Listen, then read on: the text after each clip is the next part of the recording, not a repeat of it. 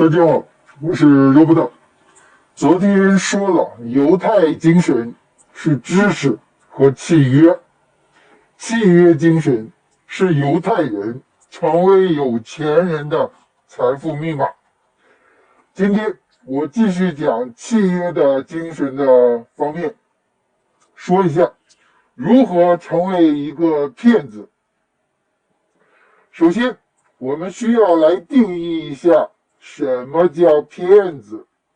你承诺了什么，最终履行了承诺，你就没有骗人，你就不是骗子。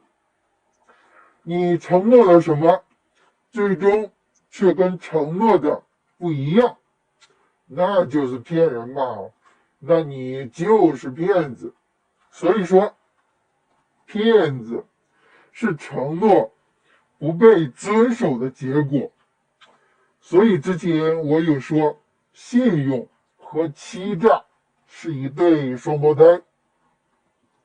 当你做出了一个承诺，你是不是骗子，差不多是一只薛定谔的猫，到最后才会知道你是否遵守了承诺，到最后才会知道你到底是不是骗子。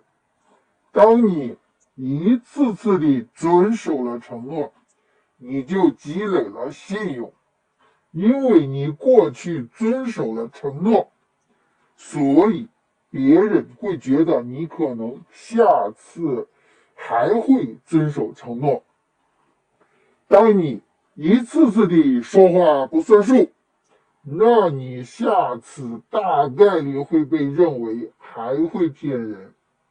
那你积累的信用是负值了。信用不能来证明你未来一定会遵守承诺，它是一种过去的历史性的趋势性的数据。谜底解开了，你是不是骗子，完全取决于你能否信守承诺。犹太人遵守承诺几乎已经是一种执着了，他们如此执着，以至于契约精神成为了他们族群的属性。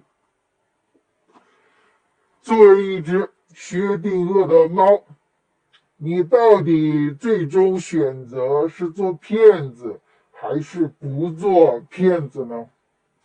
换句话说，你到底能否遵守承诺，还是不认账呢？这完全取决于你自己。当你一次次选择毁约的时候，你这个骗子最终就成型了。是你选择自己做了一个骗子。骗子要怎么炼成呢？不遵守承诺即可，老是毁约就行，总是说话不算数就可以了。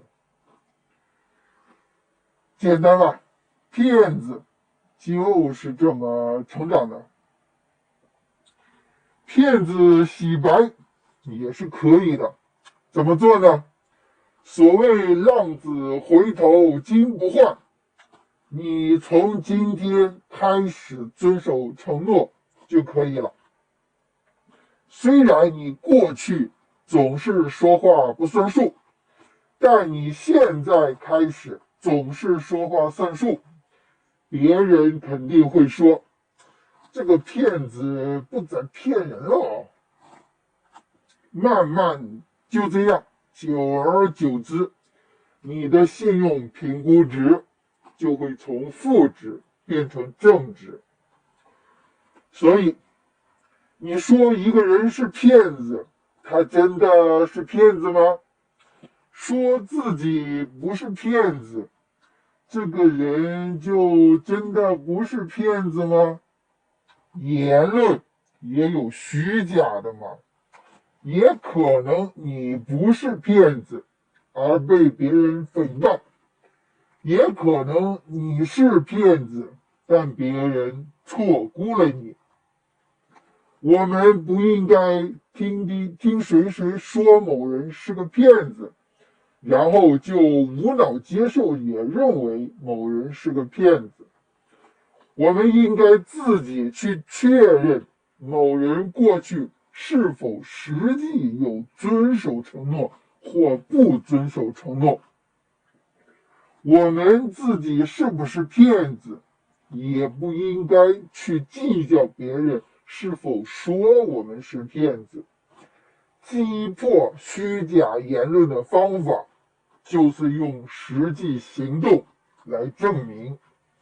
只要我们遵守了自己的承诺，有人再说我们是骗子，也是毫无意义的。口碑是我们自己的行动铸就的，而不是靠别人的正面或负面的言论来决定的。所以，当有人说某人是一个骗子的时候，你应该怎么做呢？你应该自己去确认，而不是别人说啥你就接受观点。所以，当有人说你是一个骗子的时候，你应该怎么做呢？你应该用你的行动去回应。说话到底算数不算数，只取决于你自己的选择和坚持。遵守承诺不是一件很容易的事情，它不是嘴巴说说而已，它是行动角度的最终结果和承诺的比对。遵守承诺是一件很有回报的事情。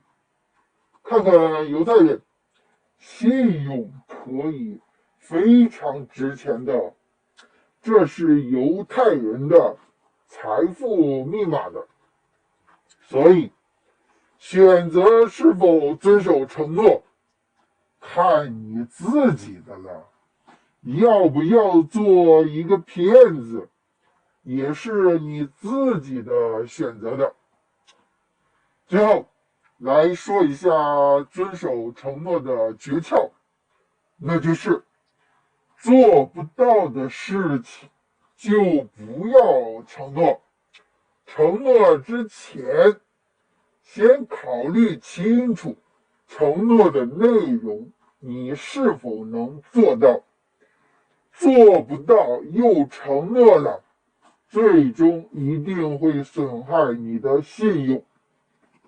说到做到，才会长信用的。好了，今天就这样，后天见。